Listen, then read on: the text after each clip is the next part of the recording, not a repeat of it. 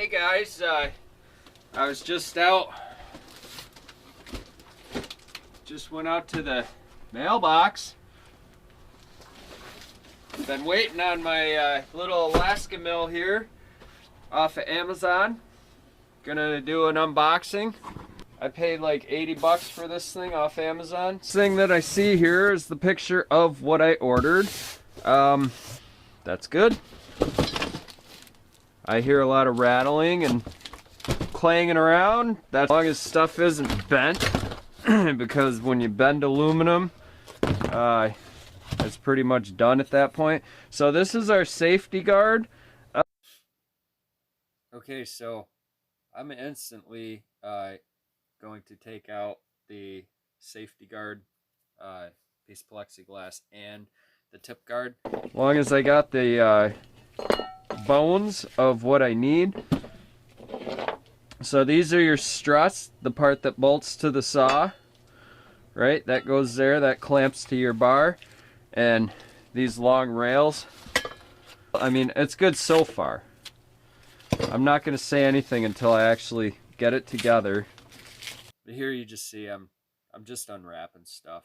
And there is so much unnecessary plastic wrap used to wrap like every single side of these rails, every single side of every piece, and they still get damaged. It makes no sense to me. This is the, see, there's damage right there. It doesn't matter that they, I mean, it's just unnecessary, and then it makes them all sticky, and it's going to make it a pain to work with them. And one of these actually does come out a little bit bent sideways, which isn't a big deal because it's still flat for what I need. But I mean, you put this stupid plastic wrap on them that basically serves no purpose. If you had just put a piece of cardboard over them or put them in a freaking toilet paper roll, that would have protected them better. This is just one example of plastics industry taking over and infiltrating every industry possible, because this is obviously where plastic use in this situation was completely unnecessary and completely excessive. So cue annoying music as you watch me unwrap more stuff and sort through the pieces parts.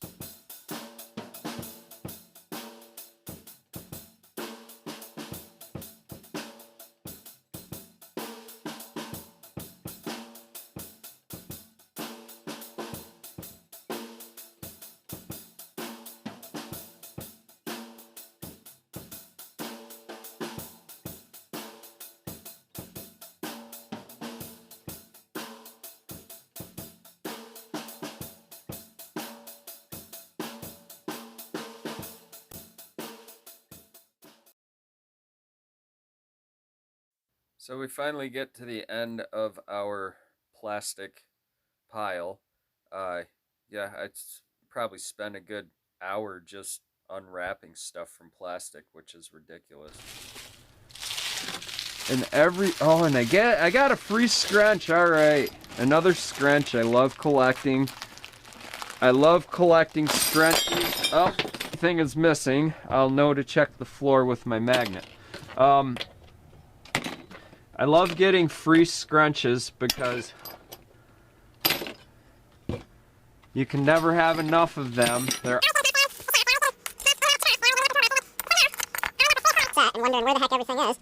And then all of a sudden, I go through a tool bag in the car, or a tool box in the car, and there might be 3 or 4 scrunches in there. So, there's something to think about.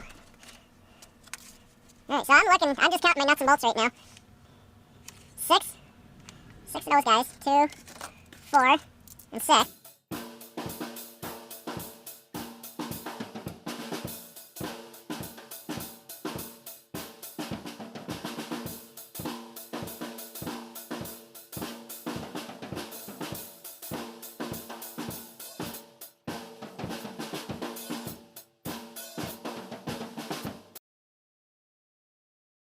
We're getting on to nuts and bolts here, getting things sorted out and getting on to the next phase of assembly. Right, that goes like that, and that goes like that, and that looks like, is this it? 2M875 bolts, item 11. 3 carriage bolts goes in here. That's your sliders. So there's my 6 bolts. That's what those are for.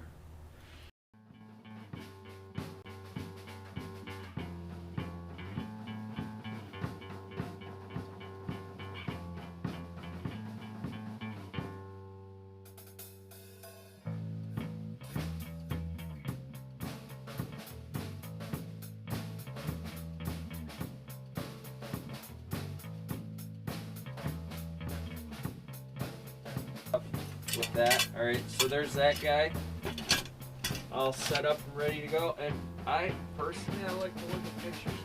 So I'm taking it, this goes here, alright, and we'll put the numbers on the outside.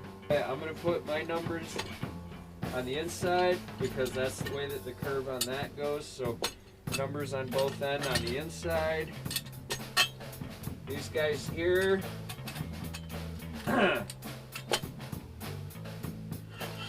These guys go on the inside. That is my handle. So these guys go on the inside. U-bolt.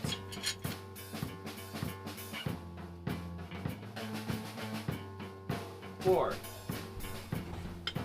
And look at that. It's all stretch adjustable. What this tool is for, if you don't know, is the chainsaw bar. The chainsaw bar goes in between. It clips into these things right here underneath these rails. These rails are these rails here, and you raise and lower this. This is the thickness from here to here is the thickness of your log, of your board that you want to cut. So the beauty of this device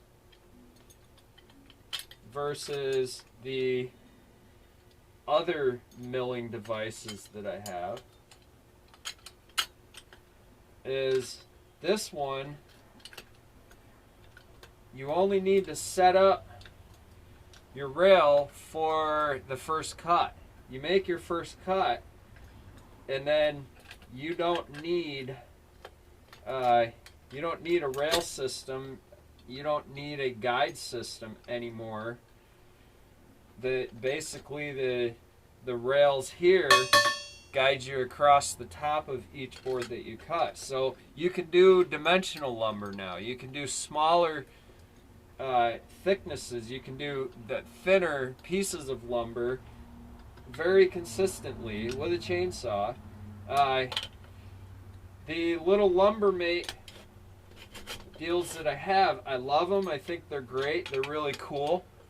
These things here, right? We've seen this. We've seen how it works. We've seen how it hooks up. But when you get into a bar this big, it's going to be nice to have that bar and this thing set up together pretty much for good. I can mill small stuff with it. I can mill big stuff with it, 30 inches or just over, because this is a 36-inch rail system. Yeah, I'm very excited about this. So a lot of getting set up and getting this thing together is a matter of just staying organized and actually having the space. I should have gotten the bigger table out and spread it out.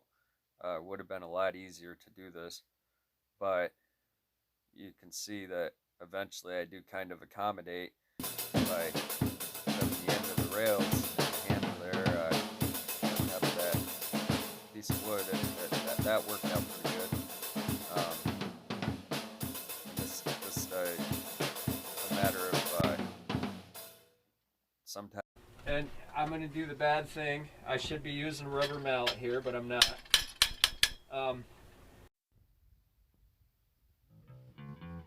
that I actually have everything laid out and organized well enough where I can just start adding pieces parts. I'm still gonna have to do a little bit of editing on the assembly end of things as I go along.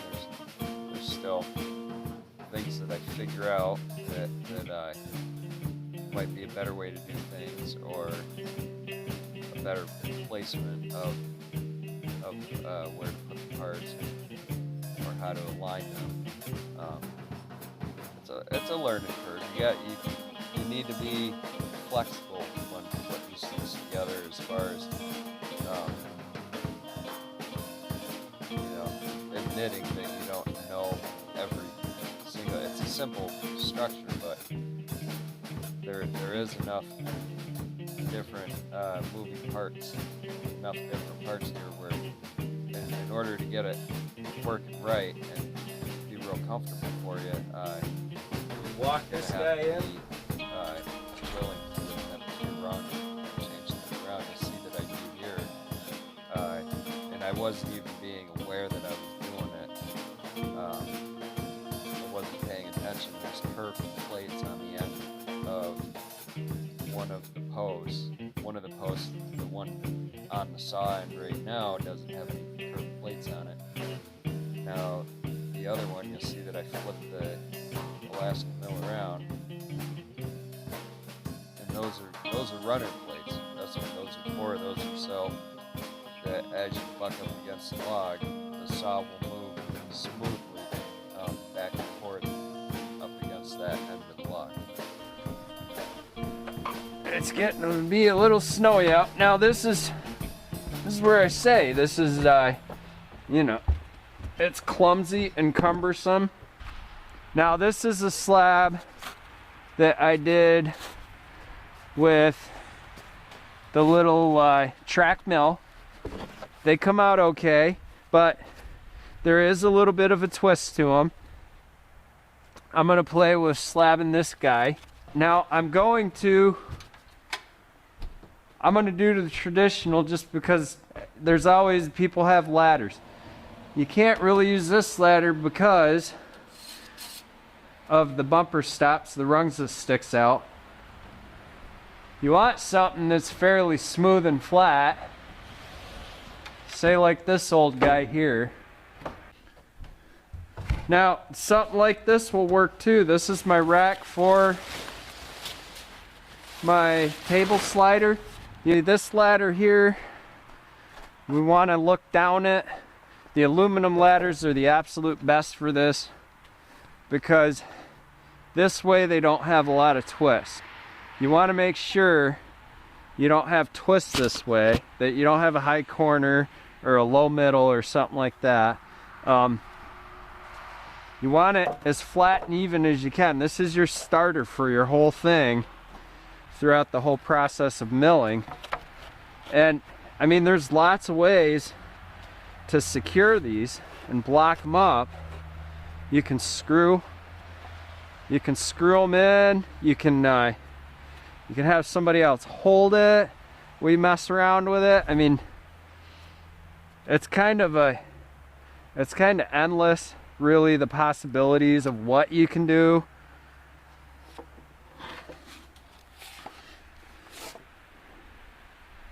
I'm just trying to get a quick, easy start here.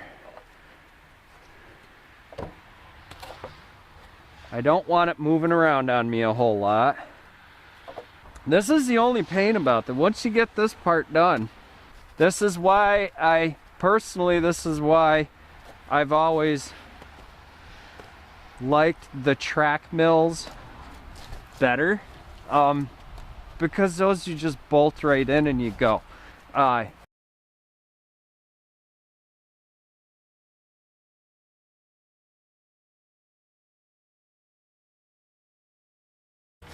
Alright, so the one cool thing about this is when you get to a big setup like this, you gotta carry it. You can just carry it right in the middle, which is great. See where we are here. That's a lot So this is basically how it works. It runs right across that.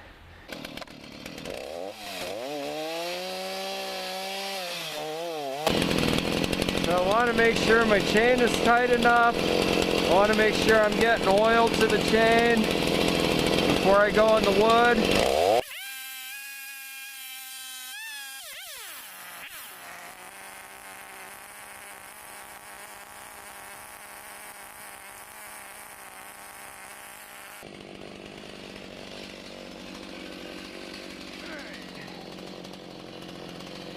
So here goes our first try. This is the only hard part because I don't think my ladder is really long enough to do this right. Flipping it back.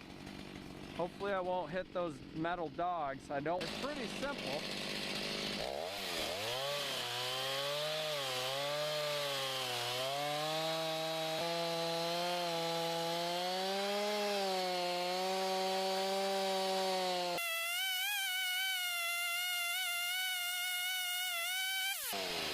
Now, that's a lot of pushing that way. It's easy to do this.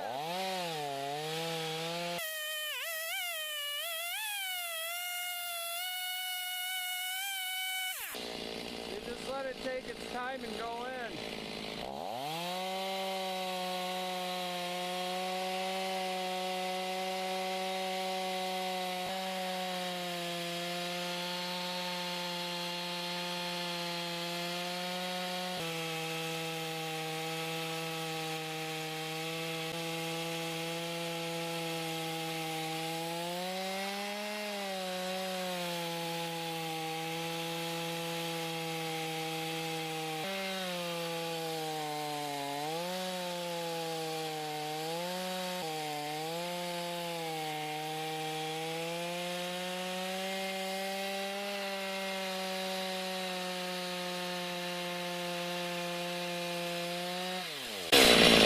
Alright, you see that starting to swim that way? That means it's pinning up. I don't want to do that.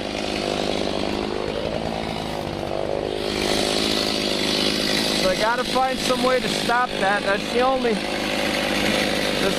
I'm telling you guys, this is the only difficult part about this whole process right now is just making sure that it stays as solid as you can.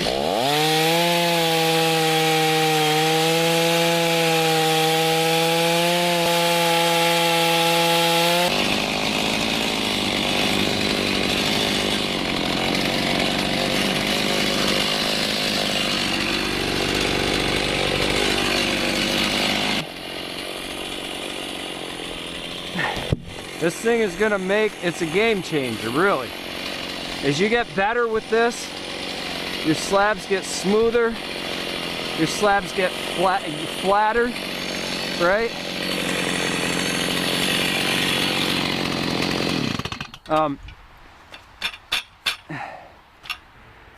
That's why I like this thing. Now, here's the weird thing, okay? Here's the one thing, they start off one here, right? They don't start down here. So this is where I will say, let's just look at a thickness and choose it.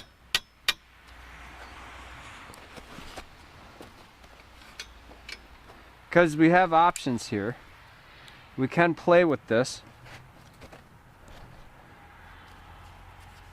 This is where too that metal bar, that little pipey pipe might get in our way. This might get in our way. This is why we want to be set up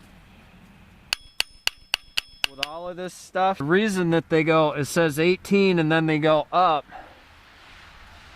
And see, that's your 13. That's 13 inch there. It says 18 and they go up 2 inches to 1. They start the one at 2 inches. But this is not 2 inches, a 2-inch slab would actually be 2 inches from the bar to here, which it's not. It's 2.5 or whatever your stock here is. That's your distance from that, plus another Baskin mills with the gauges will work is it's set up to read right off of that. So you're looking at that and you're setting up, boom, there's 2 inches. Okay, that's your weirdness. with your bottom, right? That's why I pointed that weirdness out first.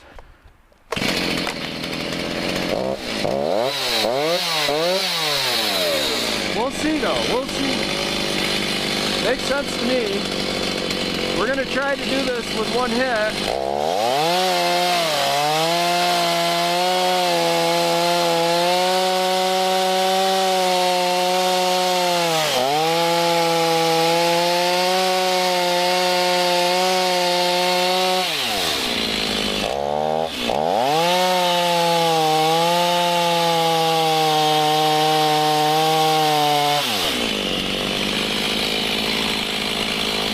I go in.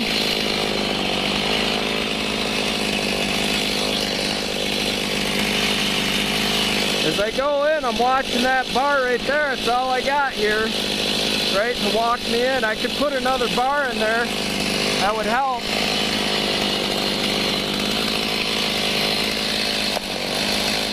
I saw it's falling apart.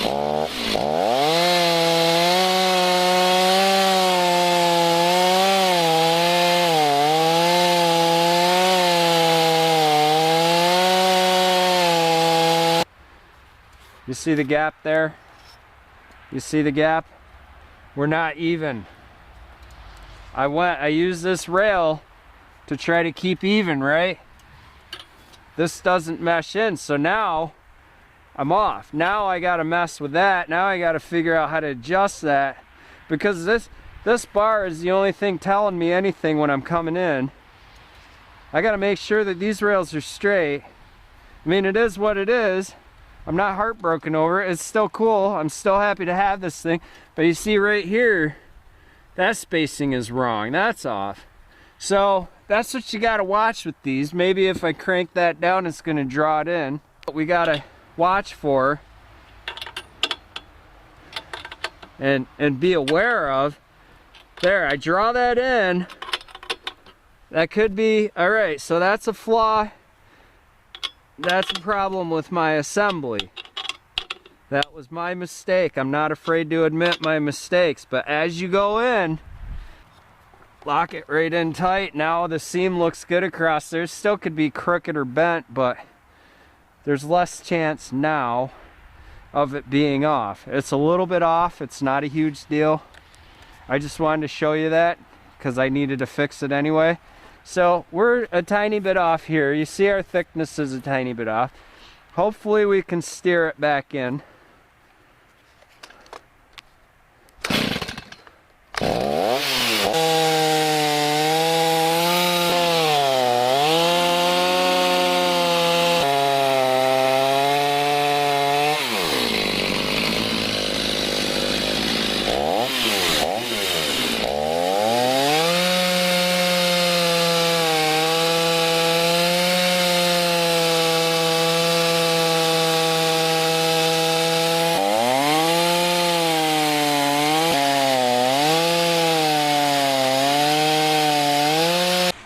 Had a bobcat walking through here last week. I got her on game camera.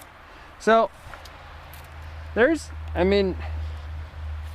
your 2 inches, really damn near. I mean, and I was off.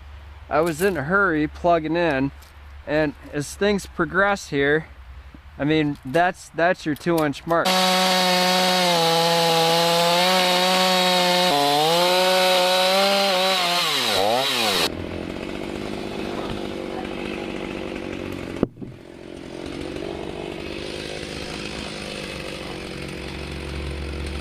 That's looking pretty dang straight to me. I'm really happy with the results at this point.